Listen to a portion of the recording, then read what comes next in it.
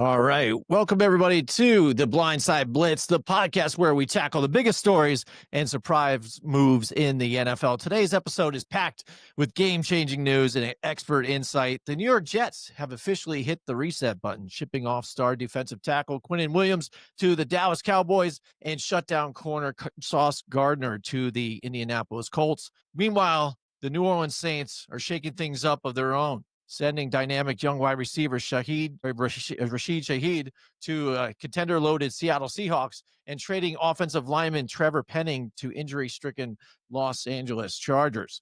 And that's not all. We'll be joined by Seattle Seahawks writer and fantasy football expert Scott Engel, who will help us break down what Shaheed brings to the Seattle Seahawks and their already explosive offense and what it all means for your fantasy roster. Big trades, big implications, and big-time analysis. I'd like to join you here. My name is Jim McPhee, and right there is my co-host, Joe DeCapita. What's going on, Blitz Nation? Welcome back once again. You know what we like to do. We're going to be talking about NFL talk, of course. But before we get to that, make sure you tell a friend to tell a friend. Spread the word around. Head over to YouTube for us. Help us grow this channel further. Make sure you hit that subscribe button. Make sure you hit the thumbs up while you're there. And be part of the nation. Yeah, absolutely, Joe. So let's get right into it. Like I said, joining us here to talk a little fantasy football, and he, like I said before, writes for Seattle Seahawks. He knows his stuff, and he's got to be excited right now. Rashid Shaheed now joining us here with the Seattle Seahawks. We've got Scott Engel. Scott Engel, thank you so much for joining us tonight. Yeah, good to be back with you fellas. Yes, I am excited.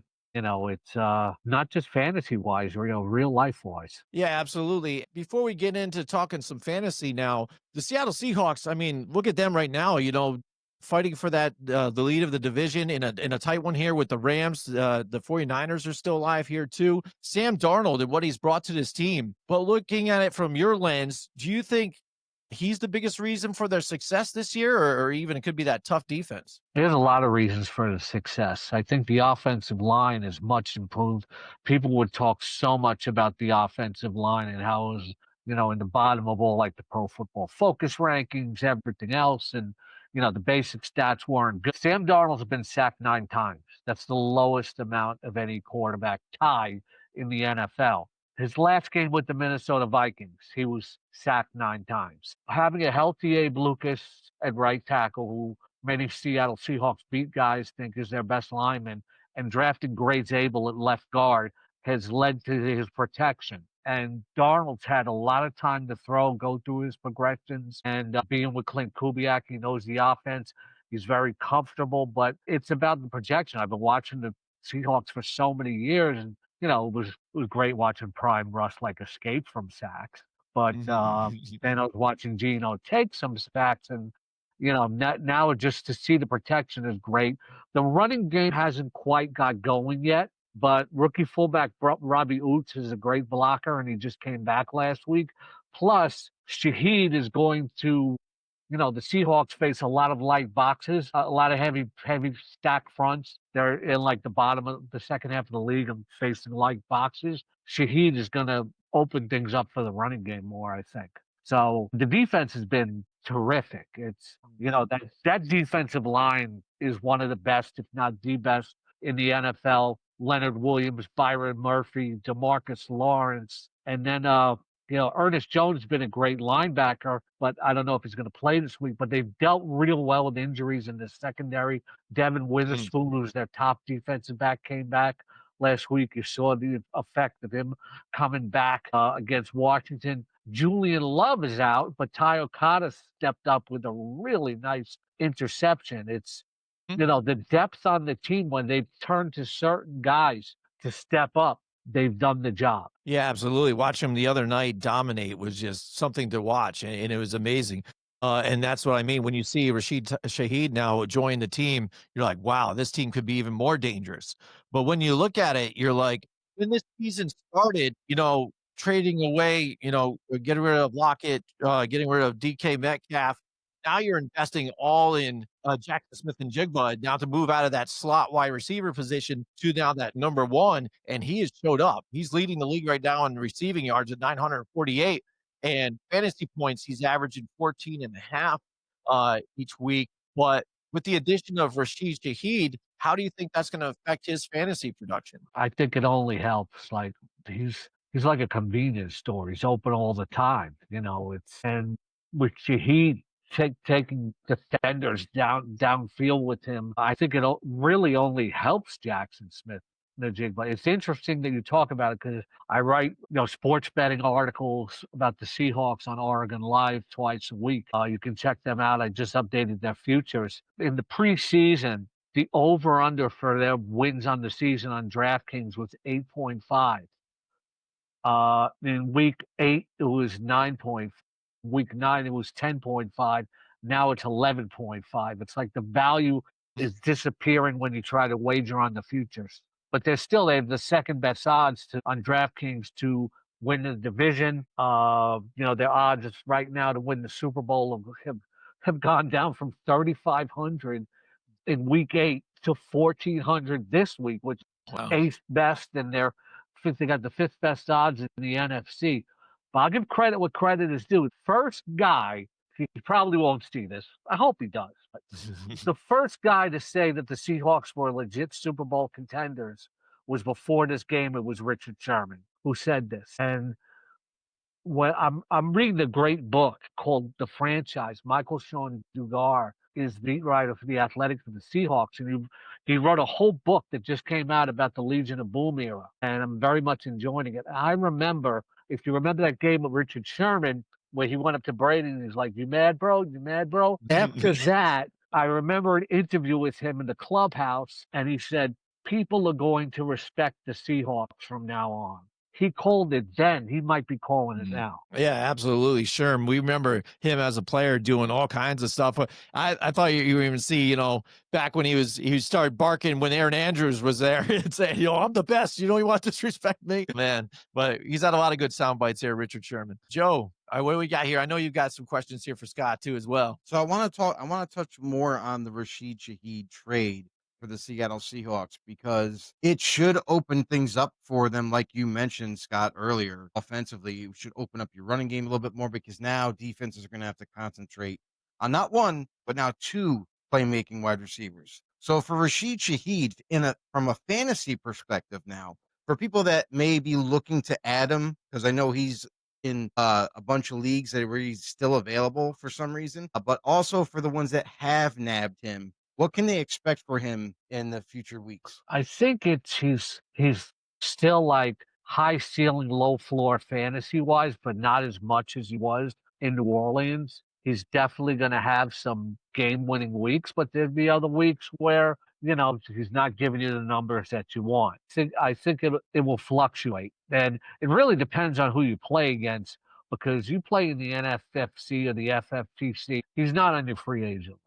Home leagues, you're going to find him, on the free agent list. And I would say if you got about $100 fab budget and say you got like 50 left, I'd be willing to go say about $17 on him. And then we have the Cowboys, if you will, making a couple of different trades, both on the defensive side of the ball, getting a linebacker in Logan Wilson. Mm-hmm. And also pulling off a trade for a big fish in the pond in New York, Quinn and Williams. Yeah. With those two moves in mind, and we know that the Cowboys defense has been struggling up to this point, can't stop anybody. They seem to just kind of give it up no matter what. With these two additions, do you foresee like at some point that the Cowboys defense might be a fantasy relevant defense? I can't see it because these guys are coming over in the middle of the season and got to get acclimated to the new schemes and everything.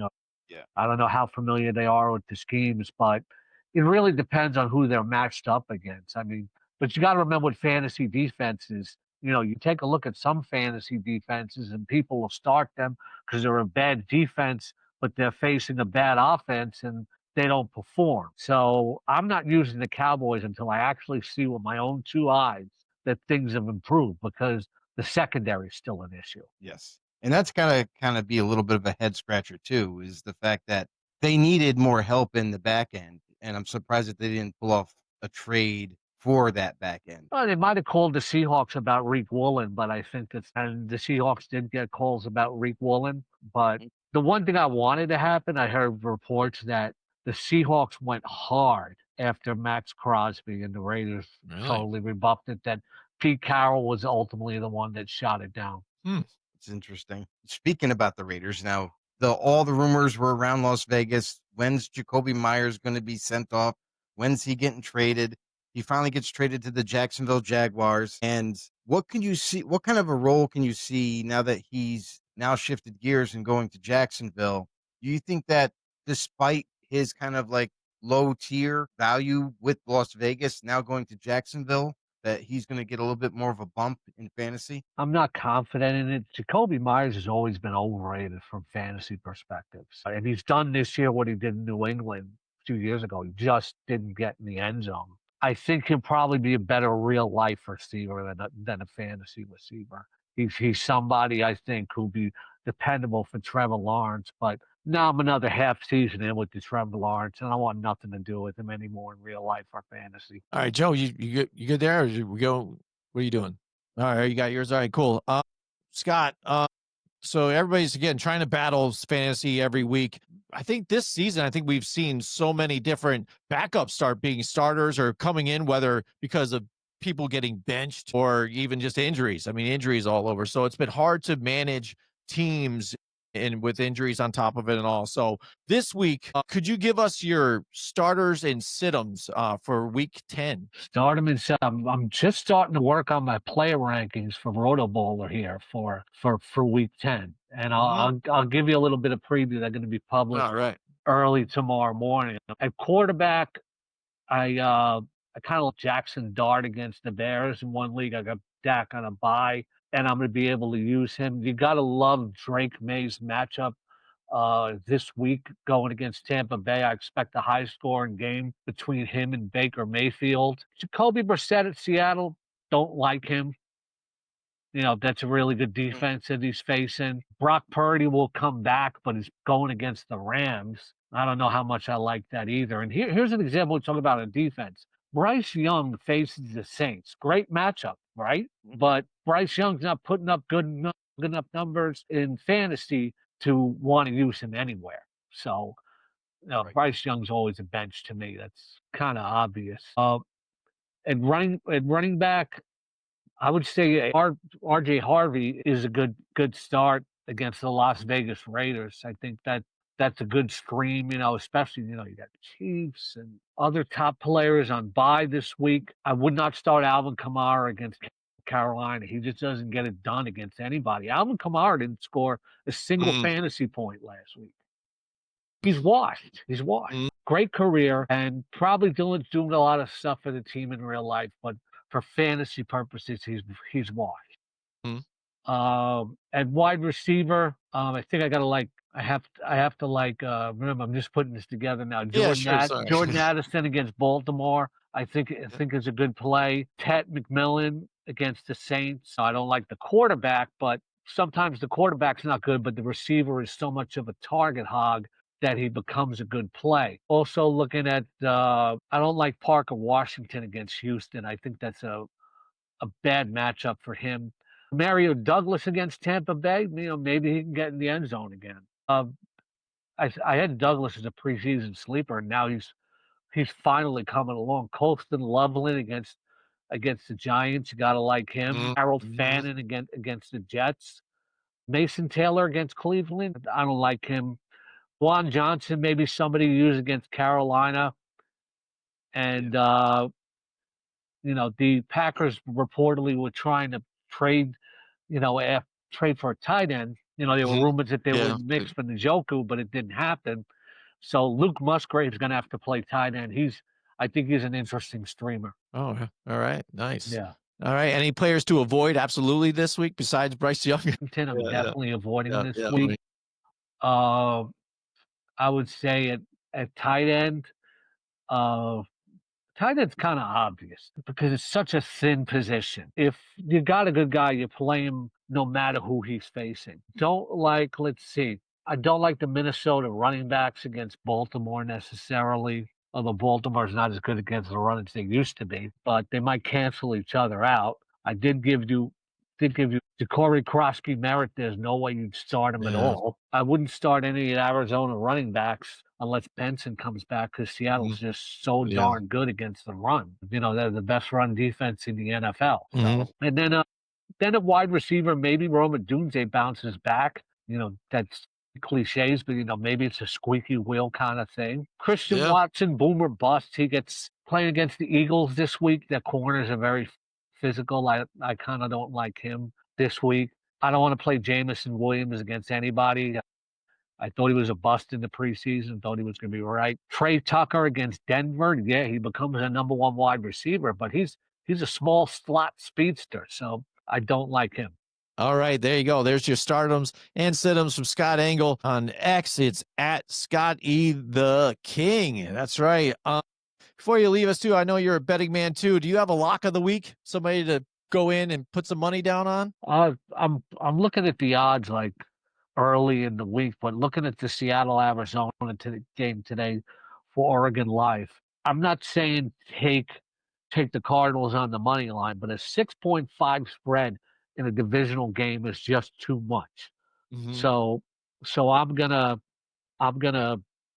take the Cardinals on the money. I mean, to cover the spread. I'm not going to take them on the money line. Yeah. And I also write sports betting for the Steelers on Penn Live, and all under the Advanced Local umbrella.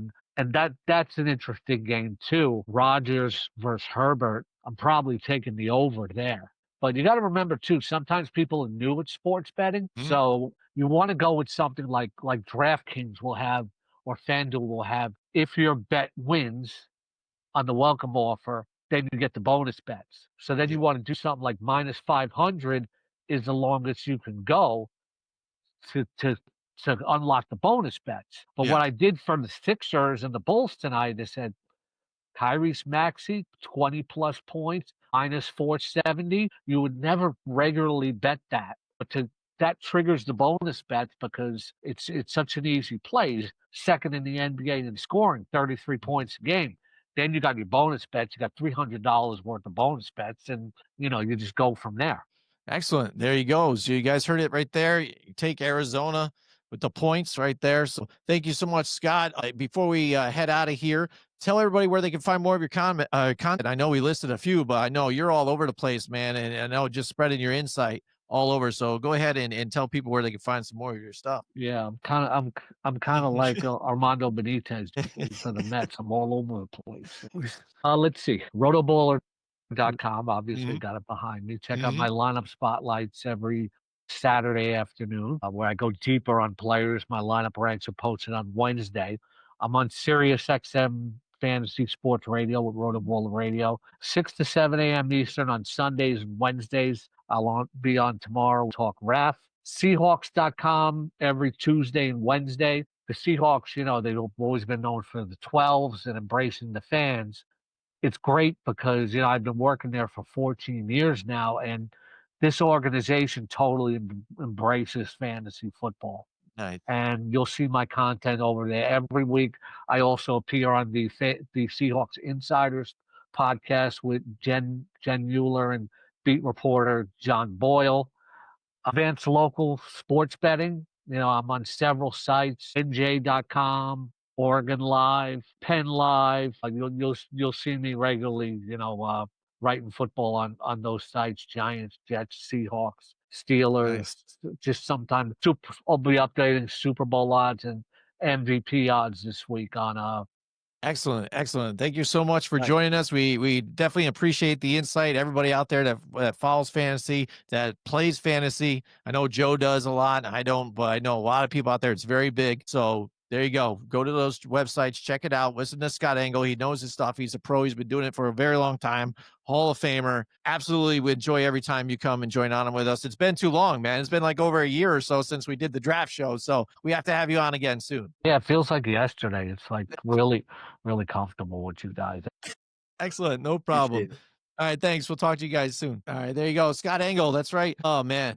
Fantasy talk. Again, he knows his stuff, and he doesn't just write about the Seahawks. I know he's a big Seahawks fan. He's been writing for them for a very long time. Again, knows the team inside and out. He was on our draft special, our first episode ever, Joe, and gave us really like in-depth insight about John Schneider and the organization and things, and in-depth analysis about players, everything. And it's cool that he's got the inside scoop also on some of these different things. And he brought up a few different trade scenarios that I didn't know about too, that potentially could have went down. I know Hody was in the chat saying he'd be scared seeing Max Crosby on the Seattle Seahawks here on the defense going bananas. It's funny I how think we're everybody happy that didn't happen, right?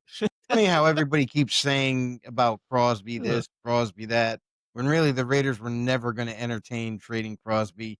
That's just asking to be the laughing stock of everything, of all the bad decisions. So that was never going to even be a thing. I know there were teams like Seattle that did call, and the Raiders just weren't even listening to anything. You could have offered 3 first rounders, and I think they still would have hung up the phone.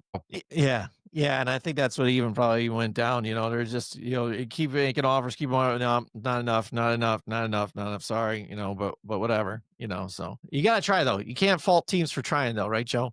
Nope. So all right, we're gonna get into now the trades. The trade deadline happened. It came and went, and boy, was it exciting. And it was crazy, and it mainly, and it mainly involved, the Jets and the Saints here, but a bunch of other teams are able to capitalize by picking from some of these lower teams here, looking to start or rebuild or a refresh, trying to grab draft capital. So let's go right to the Jets and their rebuild again. Here they are again. It's rinse, wash, repeat, right, Joe? Is that how it goes? Is it really a rebuild? I mean, it's more like a fire sale. It's not a rebuild. Yeah, no, that's true. It's that's true. It's like it's a fire sale now, but with the intent, you think that they would have to rebuild, right? How many times does this organization have to have the intent to rebuild? Because they continually miss on the draft picks that they get. So it's like, we'll see yet again. We'll see if the Jets can figure out the draft once again with all their picks. Team, I was born into this, and I'm not gonna ever. Oh, I hate this team. That's great. I'll never get that out of my head when that gives just in. I hate this team. That's how I feel about my team sometimes, right? But all right, let's look at the trade now here. All right, Quinn and Williams goes to the Dallas Cowboys in exchange for a 2026 second round pick, 2027 first round pick. So they get 2 first round picks and Mozzie Smith, the D tackle here from the Cowboys. And then also Sauce Gardner was dealt to the Colts in exchange for 2026 and 2027 first round picks as well. So getting some capital here, definitely in high end picks. Now, they got Adonai Mitchell, the guy everybody kind of knows too, that, fumbled the ball early too and started a trend a little bit this year. With that mistake, but the Jets they've got a couple first round picks coming up, 2 of them next year or the year after rather, but getting another one this year. You think now too, this is the year that they got to try and grab a quarterback, but with another year that we're not even sure who the best quarterback is in this draft at this moment.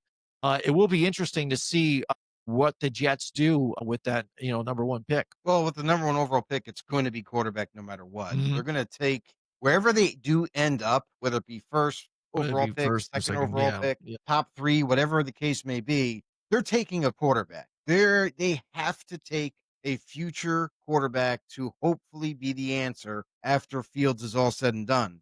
And I wouldn't even just stop there. Like, I would even bring in another quarterback next offseason and have a big, huge quarterback open competition. I mean, why not? And that's the other thing, too, is with all these draft picks for the Jets, they seem to miss on a lot of them. Even as high up as they may be at the end of the season, they've missed on a ton of draft picks, and that's not good. You can't build a winning franchise if you're not doing well in the draft. And when you deal a Sauce Gardner, who a lot of people see as one of the best corners in football, but you're like, okay, we'll deal him to the Colts. And the Colts give up a ton. They gave up 2 first round picks, 1 in 26, 1 in 27, and a wide receiver to them. So a lot of people, from what everybody's talking about, mumbling about, having conversations off to the side, they're saying the Colts gave up too much for Sauce Gardner. Because if you look about where Sauce Gardner has stood in terms of production this year, he's not playing like he was last year. He's not shutting down receivers like he was last year. He prevented touchdowns, for God's sakes, last year. You're not seeing that same corner this year. So maybe with a change of environment. That's what the Indianapolis Colts are banking on. But man, did they they kind of Yeah. overpaid in a sense for Gardner. Right, right. And when this trade went down, I was kind of thinking the same thing. I'm like, first, again, you're floored. You're like, wow, Sar's gone, Gardner's gone. I'm like, wow, dude, what did they get? And that's the next question. And they're like, 2 first-round picks. I'm like, whoa. And then I found out about Adonai Mitchell even afterwards. I'm like, man, dude. And that's kind of what you're thinking. I thought the same exact thing, Joe. Because when I first heard the trade, I'm like, it makes sense though too. Production's down. He's creating a lot of penalties. You know what I mean? Seems frustrated on the team, not playing what he was. His rookie season, first 2 seasons in the league, definitely taking a downtick. So the fact that they were able to get 2 first rounds, I thought was astronomical. And then plus another wide receiver on top of it, who's still young. Growing. Oh yeah, yeah. No, I get that, but still. No, I get that. But still, though, you know what I mean? Like you said, it seems like the Colts have overpaid here for Sauce Gardner, who has not been performing as of late. And it's kind of funny, too, because our guy, John Frisella, that we follow on X2, he had pointed out the fact that he brought the trade last year that maybe the Jets should trade Sauce Gardner last year while even his production was at his highest, or his value was at his highest at this point. And he was on, and he got mocked for that. Why would you do this? Why did you do that? And looky, here we are. Here he is now. But luckily for the Jets, they're still able to get good picks for that and good value on this one. I mean, yes. I mean, we'll see how it all turns out for the Colts. Like, the other interesting thing too is Sauce Gardner's a great man-to-man corner, and the Colts typically don't play a lot of man-to-man. They play more zone coverage, schemes. So I'm curious to see how this marriage is going to work going forward for the Colts. But for the Jets, I feel like they got a lot. They got premium picks, high end, to where maybe they can turn the team around a little bit sooner than obviously they got a hit on their picks. But then that brings you to the Quinn and Williams trade with the Cowboys. This is a trade. I'm going to be honest. I was absolutely floored when it went through. I did not think that Quinn and Williams was on the docket. No. Everybody's talking about, Jermaine Johnson. You know what I mean, right? That was the name. For Quinn and Williams, their best defensive lineman to be moved for a 26 second-round pick, a 27 first-round pick, and they threw in D-tackle Mozzie Smith, who, mind you, is still in his prime, young, and the Cowboys were literally just giving up on him. I think that the Jets ended up cashing in and winning on this trade as well. As good as Quinn and Williams is, think about the amount of money this guy's going to be seen after. Like, he's going to want a commanding contract when it comes due relatively soon. So Cowboys, who have been financially crippled, now we're going to have to, maybe after giving what they gave up for him, try to find some way somehow to get enough cash to where they'll be able to keep Quinn in the near future. So I feel like the Jets on both trades really kind of, pushed the value meter way high and succeeded in both moves. Yes, they gave up premier players, of course, but this is a team that they're not going nowhere. Like, if these same players stayed into next season, it doesn't necessarily mean that they're going to be so much better that they're going to be a 500 team. So they decided to, like, you know what? We're going to cut our losses. We're going to do an absolute rebuild, and we're going to cash in on some of these high marketed players, and they did that. Yeah, absolutely. We got a shout out to Hody out there.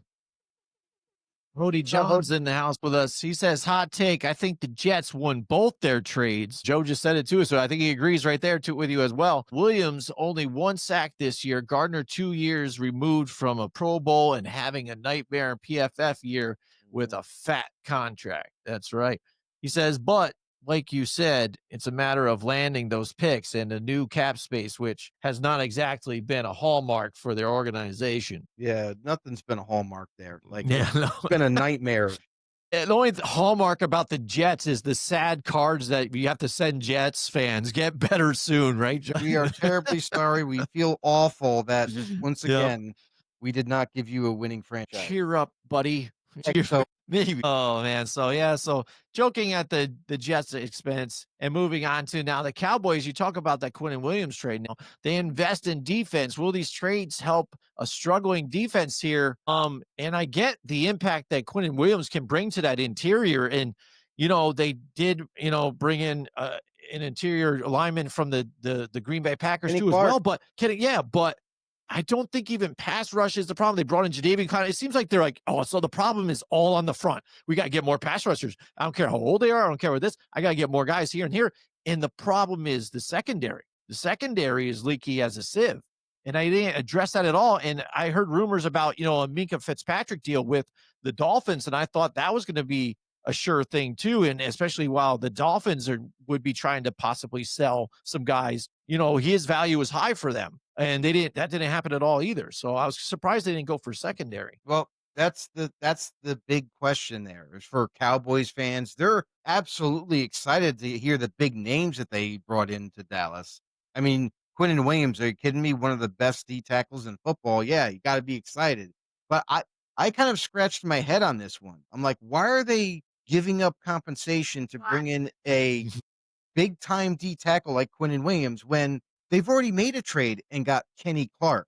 They already have Diggy Zua at D tackle, who they've paid a lot of money. Yep. They brought in the pass rusher, that's kind of like blowing up the plays for them this week.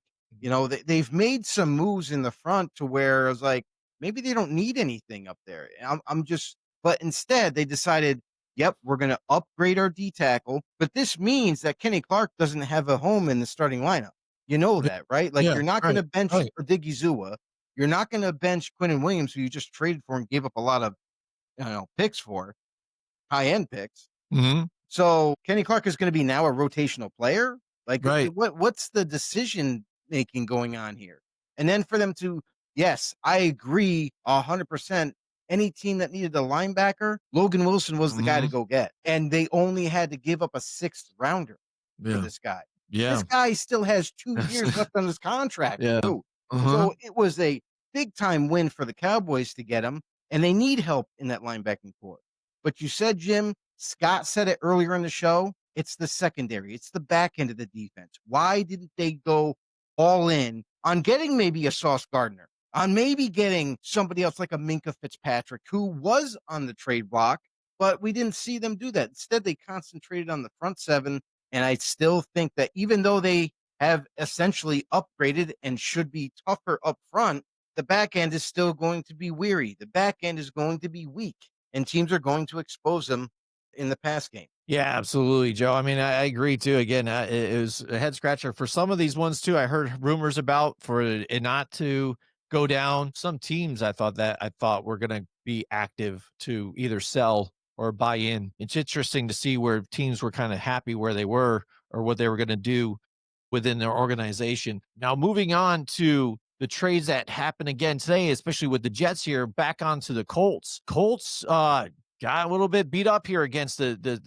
Pittsburgh Steelers this past week. That was a game that I thought, again, that Pittsburgh was going to be able to handle business here against Daniel Jones. It was just the right time. That defense, I think, was going to kind of bounce back over what they've been doing lately and underperforming.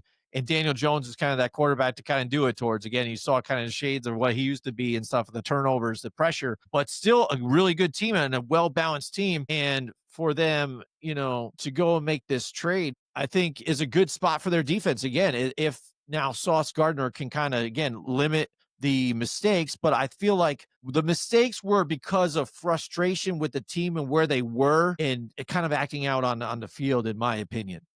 So I feel like a change of scenery here with the Colts, much like it's done with other people like Daniel Jones itself. I think that change of pace and change of scenery for him will kind of lighten some of that up. And we're going to kind of see him kind of revert back to what we saw his rookie year in previous first 2 seasons. So I think it's a good fit for Indianapolis and what they're doing, and also Sauce Gardner to help that defense here on the back end too as well. For Sauce Gardner, anytime you get to add a talent like his caliber, of course you're going to pull the trigger and get him.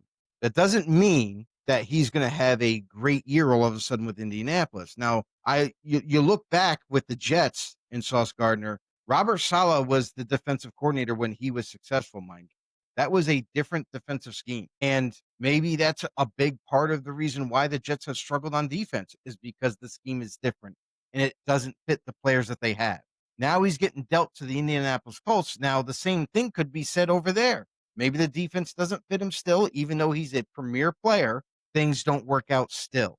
We'll have to wait and see how that all shakes out with Indianapolis. But I'll tell you right now, huge moves were made today. And man, I'm surprised on the players that did get traded and the compensation galore. Yeah, absolutely. Again, the only time will tell, like you said, and the fact that the gamble that they've taken, putting that investment, the picks, and like you said, a throw in player, but the picks on top of it, they are showing right now that they're just kind of like, hey, Daniel Jones is playing good. We're looking good. We've got a great record, and we only have 2 losses right now.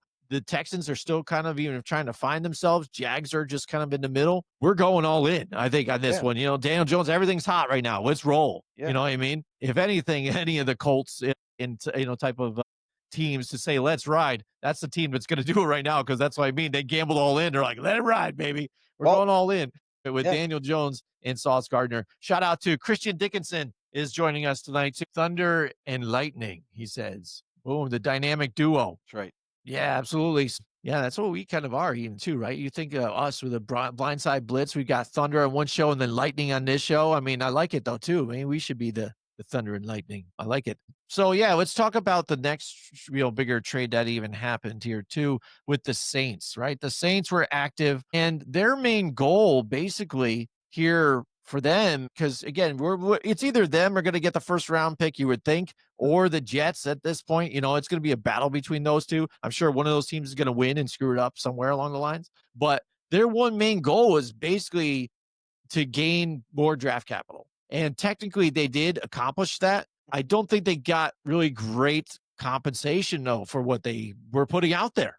You know what I mean? There was a couple of trades that were a little lackluster in terms of compensation, but for the player that was dealt. However, it's kind of both teams that did pull these trades off, like for the Saints and Rashid Shaheed.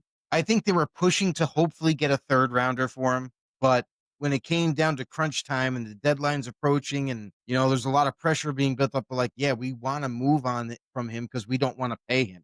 We all know that the Saints are cash strapped with their salary cap every year. They're always over and they got to find their way back underneath the cap. So this is another move for them. They're like, okay, let's cash in on him. Let's get whatever we possibly can. It turns out to be a 26 4th rounder and a 26 5th rounder, but they send him to Seattle, and it's one of these moves where like they got what they could for him with the limited time that they had. And at least they got some compensation for him instead of him being a free agent. Yeah. Yeah, and that's the kind of thing though, right? Yeah, that's why I thought too. I'm like, man, Shaheed, he's still young. He's explosive. We heard more about Olave kind of being pushed too, and that's why I was kind of like even a surprise to me that Shaheed was the guy to go. And they were both rumored to go. Right, and then the 4th and 5th round pick, though, I was like, huh. I'm like, yeah, again, what you said, like you said, they were trying to push for that 3rd, but they just couldn't get it done. So they got a 4th and a 5th. So they got what they could. They got 2 picks out of it. And like we talked about, with Hody, it's whatever they can do with it, and hopefully they can do something. And it shows you too with their veterans that they have, where they have the locked in money, like you said, they've been in since Sean Payton was there. They've been in, salary cap purgatory. They're still trying to shed that money, and unfortunately, the veterans that they have there, there's just no value at all. Like we talked about Alvin Kamara, he like put up 1 fantasy point or not even a point. Exactly. Right. Go ahead. Sorry, Jim. Let me interrupt for 1 second. Sure. So with the Saints, they both had both receivers rumored to be dealt, right? Chris Olave, they said was likely. Rashid Shaheed, they were kind of on the fence about. It ends up being Rashid Shaheed, but why not Alvin Kamara?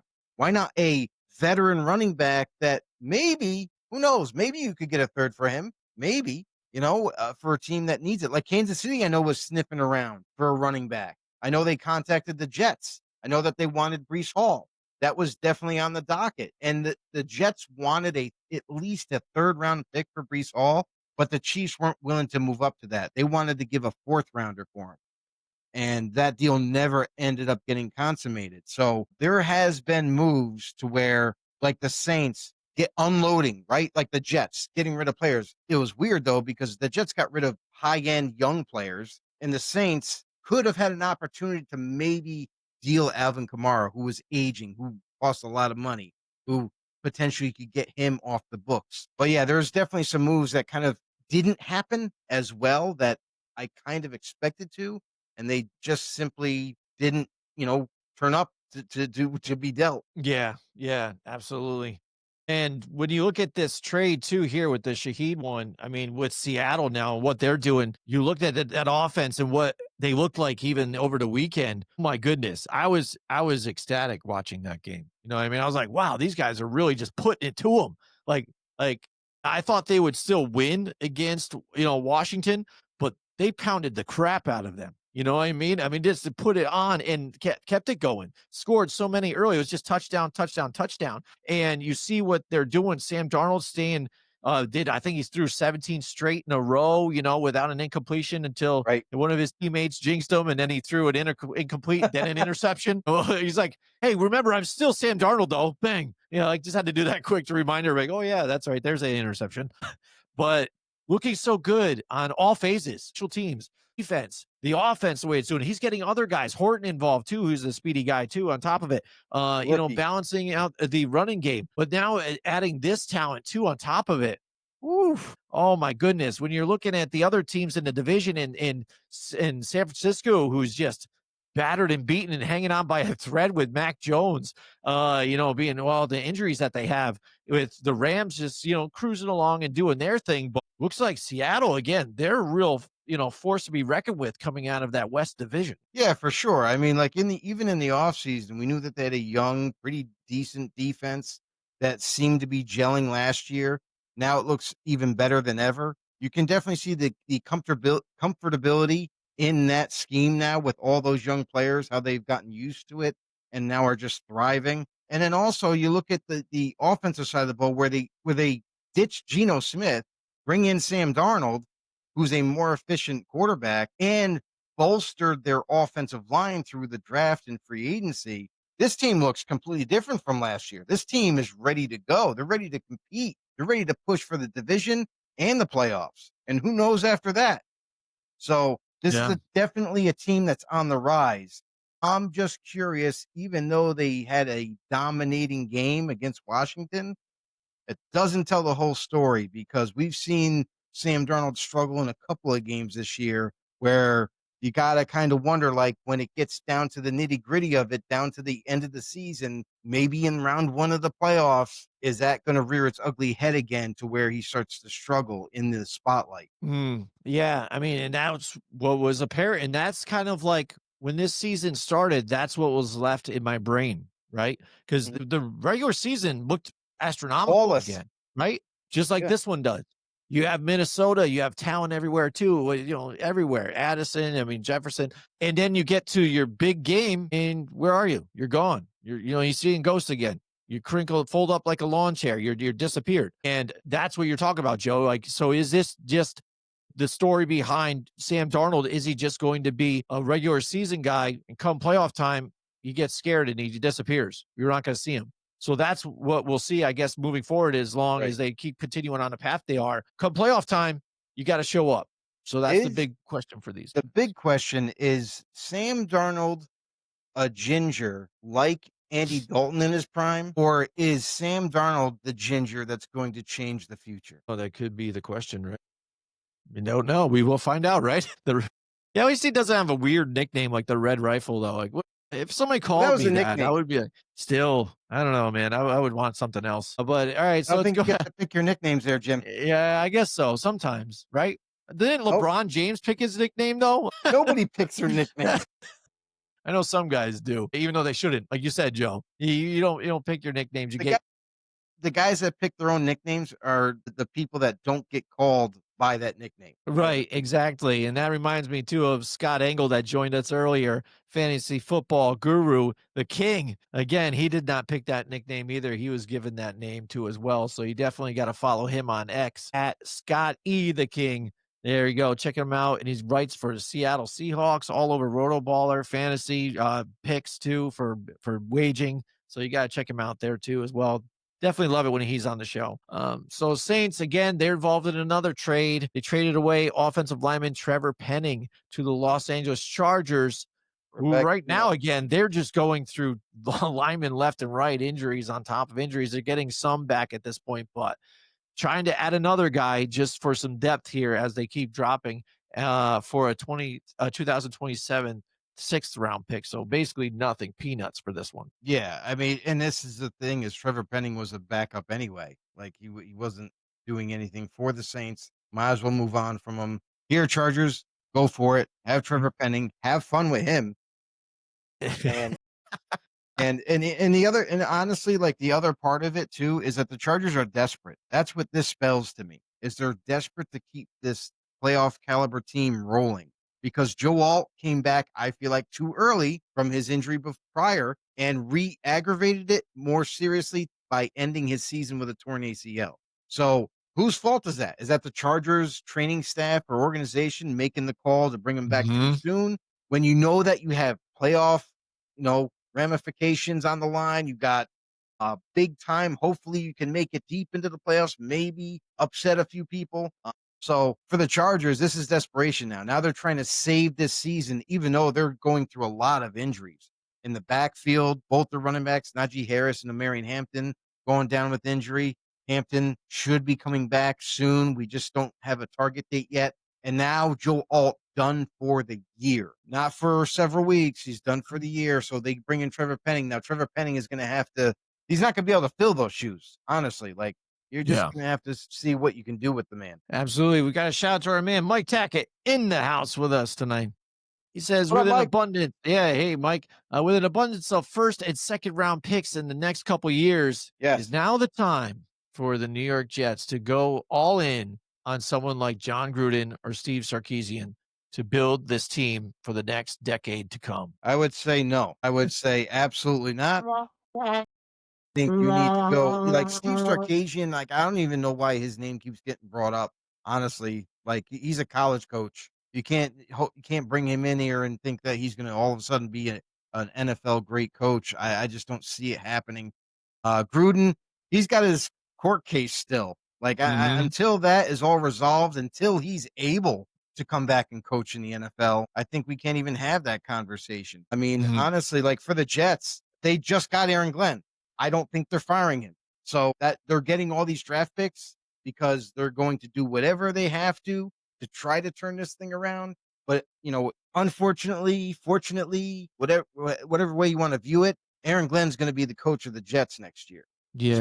And his reign as the coach is going to be interesting again. It already is, because he kind of seems like, again, like at first he comes in, I'm a hard-nosed guy. This is what I'm going to do. You're going to follow the rules this way. And if this guy doesn't play as well, boom, you're cut or whatever, and this and that. And as we're evolving, he's questioning himself. He's actually gone on to the, podium and answered and said, well, I'm still learning, so I'm trying things out. I'm not even sure, and I'm still, finding myself as a coach as I'm going. It was almost like a therapy session.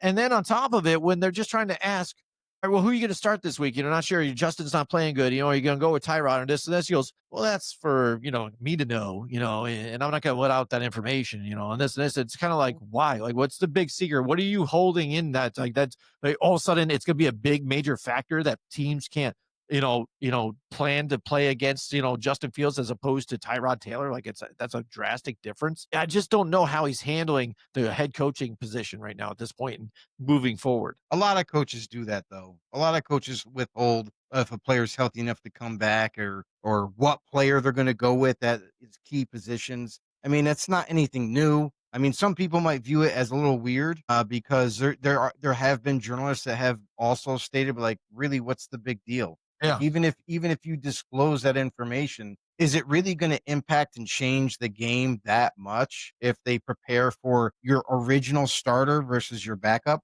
Like if there's game film on both players, they can just go back and look at their tendencies when Justin Fields played in Chicago or when Justin Fields, played for Pittsburgh. Like if it's different if it's a new player, like Jackson Dart, for example. Like he just got into this league. He just got an opportunity to start. There's really only a few games of film that you could really watch to gain anything out of it. But guys that have been in the league longer time, they've been around a few years. It's really not a secret. You can disclose that information and just say, yeah, we're going to go with Tyrod Taylor. Like, let's be honest. Yeah. Tyrod Taylor has performed better than Fields at the quarterback position with the Jets. He's a better thrower of the football. So just come out and say that, Aaron. Why are you hiding it? Just say, hey, we're going to go with Tyrod. Yeah. I mean, well, at this point, I just say you still keep Justin Fields in. You already know what Tyrod is, and you kind of know what Justin is too, but you only have him for the year anyways. And what's the worst that can happen? You win a couple of games somehow. You'd rather lose. You know what I mean? And then Justin still has a chance to salvage whatever he might for some other team because obviously, that they're going to move on. No, I get that. But again, might as well just keep him in though at this point. You know what I mean? You're in tank mode right now. So I don't see the point of bringing in Tyrod Taylor. You're not saving a job. You're not saving your job. You're not doing anything different. I don't know if that even gives you the best chance to win at this point. But that's the thing is like coaches want to win, players want to win. They're trying to keep the morale up as much as they can. Obviously, it's not going too well right now. But if they can win a couple games, maybe 3 games before the end of the year, it'll definitely make them feel a little bit better about themselves and saying, my career's over here. Yeah, absolutely. So, all right. So, you brought up the Giants too, and Jackson Dart reminded me too, again, because we talked about Russell Wilson possibly, people asking about him and maybe the Giants should just get rid of him because they've been dead set on keeping Jameis Winston. He is not moving, even though they don't really, dress him for the game or whatever. He's just still, out there listed as the QB3. And still not able to move Russell Wilson. So was it a fact that just nobody even really wanted him, or that for some reason the Giants that were just like, no, they were still asking too much for some stupid ass reason? Well, the teams that needed a quarterback that were desperate already pulled off their trades for quarterbacks. It was a supply and demand thing. Say this, if the Cincinnati Bengals didn't get the Joe Flacco trade, you could see them reach out and get Russell Wilson.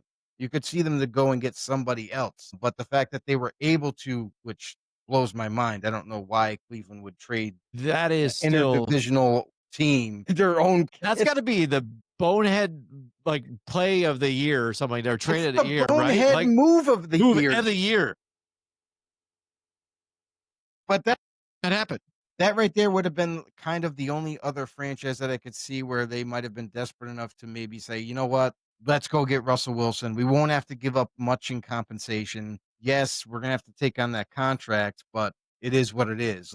But we didn't get to see that. And honestly, other teams that maybe could have pulled the trigger and said, hey, let's bring him in this year. We'll see what happens next year. Nobody wanted him. Nobody was knocking on the Giants' door to get Russell Wilson by choice. It would have been a desperation move no matter who, if they were going to try to get a trade compensated and done. Yep. All right. Hody's out there. He says, Chargers, Ravens, 49ers strike me as easy Super Bowl picks. If it weren't for injuries. Yeah, but it is for injuries. So yeah. Okay, man. Yeah, I mean, that was your early on, right? Chargers looked like they could be good, this year, second year under Harbaugh. Ravens are always in the thick of things. And that's what's funny about the Ravens and where they are now, right? With the injuries that they had, but the way the division has kind of played itself out, like you said, even Joe, the fact that, the Browns traded away, Joe Flacco to a rival, and they were able to win some. Then they also still with last week's game to lose. Oh my gosh. And a game that they should have won against the Bears, which is astronomical. The Pittsburgh Steelers win, and everybody's still kind of in the thick of things. Everybody's still in the mix still. They're feeling it out, So it's still a chance that Baltimore, can make a push now out of this after losing Lamar Jackson for so many weeks, after losing top defensive guys for a few weeks, you know what I mean? So if they can start to get healthy towards the end, they're not a dark horse team, but dude, they could be there rising from the ashes at the end after this is all said and done. I mean, honestly, when you look at that team and how they were they were missing so many players. Ronnie Stanley, their left tackle, was gone.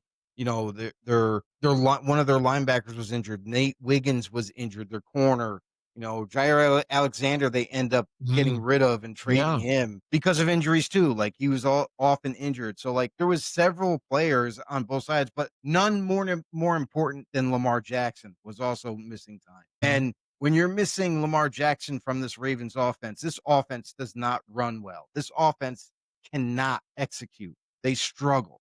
And that was more evident than not in those weeks that he was missing. Once he came back, 4 touchdown passes. I think he had over 50 or 60 yards rushing. Like, this team was a very different offense when Lamar Jackson stepped on the field. And then also on top of that, they are healthier now.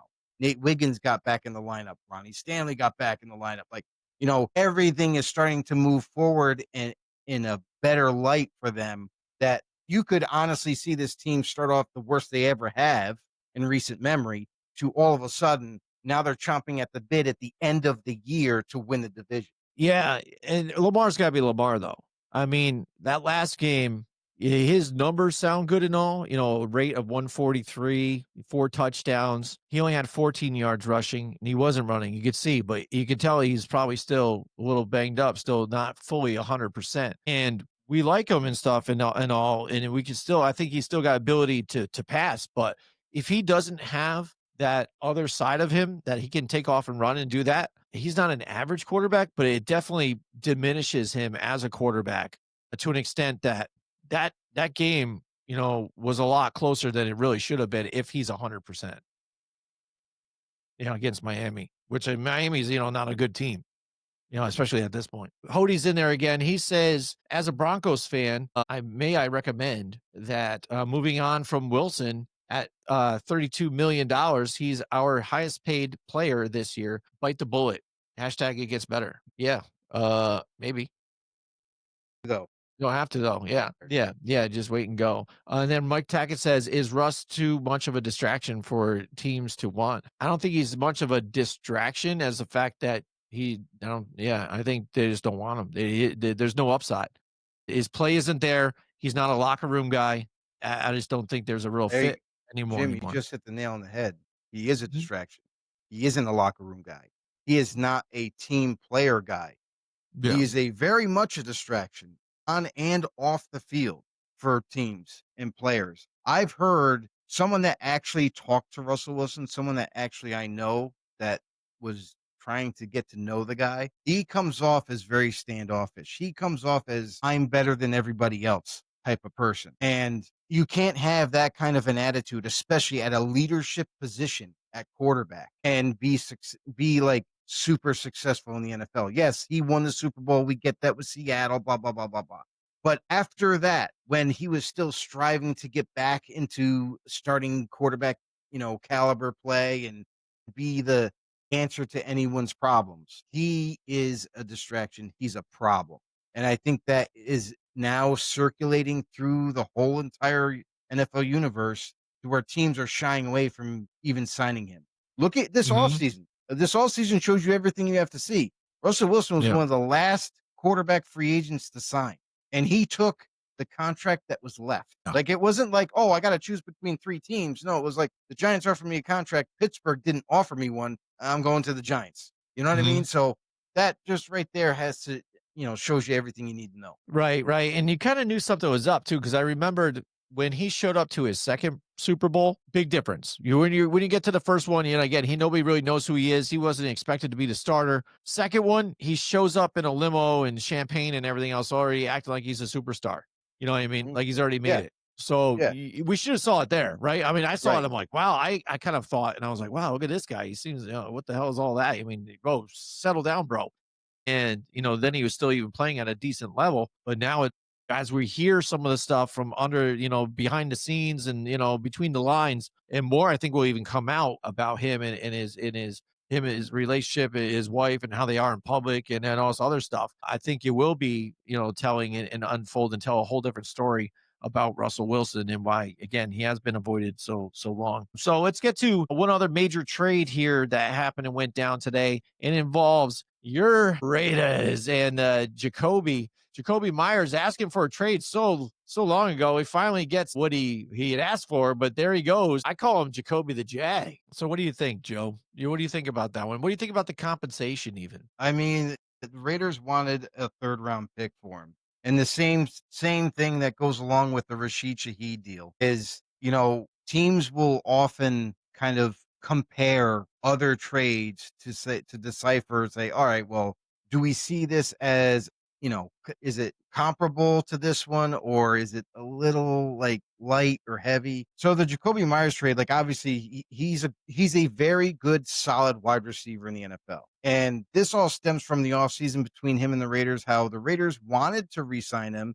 He wanted to stay a Raider, but they couldn't agree on a number. This leads me to believe that Jacoby Myers wanted to be paid higher than what I think the Raiders were willing to do, like maybe in the 30 to 35 million a year range, where they didn't feel comfortable with it. So for them now, they get to this point where they got to move him. They end up agreeing with a 26 fourth round pick, 26 sixth round pick in exchange for him to go to the Jaguars. I think this is a good move for the Jaguars, honestly. Like for them to get a starting caliber receiver who's still technically in his prime at the latter part, but still there. Very good, solid receiver for them. And Trevor Lawrence is going to love throwing the football to him. Now, this also stems from the fact that Brian Thomas Jr. is injured. You know, they have a young up and coming Parker Washington at receiver as well that they like, but now they're adding more to the arsenal. So until Brian Thomas comes back, Jacoby Myers and Parker Washington will be the two guys that'll be on the receiving end of all the passes. And I think this is a good move for the Jaguars. The Raiders obviously weren't going to pay him the number, so they get compensation. Yeah. I mean, I think same thing. I mean, I think, if he doesn't want to be there, he doesn't go. I don't think, just like when Scott talked about it too, I never really saw, Jacoby Myers as like a number one wide receiver. So to try and bring him in as such, I mean, without getting some, extra, he'll there, one. so no, so moving to the Jags, I think it's a good fit. Like you're talking about here, a little bit more depth too, until Travis Hunter can come back and get those guys involved. And the compensation, I think, was what you were going to probably get out of that one. So yeah, just to be clear, Jacoby Myers wasn't number one with the Raiders, and he not number one with the Jaguars. Like that was never going to be a thing. All right, Mike Tackett. He says, "What? Did I already say this one? Oh yeah, I did say it. There you go. There we go. No, that's what I wanted to look. Legion of Boom. Jag Kobe Myers. That's why he's got the name for him right there. And he says Legion of Boom saved his ass for Russell Wilson. Yep. Yeah, that was the whole thing. That was the defense, and defense does win championships, and that was big there. And again, if Russell Wilson threw the ball where it should have been, in that, but again, it's still debatable that they should have ran the ball with Marshawn Lynch, at the goal line there. Yeah, but still, he should have executed the play. He executed the play too. Should have ran the ball. A lot of different shoulda, woulda, shouldas on that one, but it was heartbreaking at the time. But yeah. All right, so Joe, you got any more trades you want to talk about? I think that's it, right? That's it. That's all is all said and done here today. Wild day trade deadline. So we'll talk tomorrow on the Football on the No Show or other show. So you can guys check us out there on Football on the No Show on YouTube. We thank you so much for joining us here on the Blindside Blitz on Grumblings Media.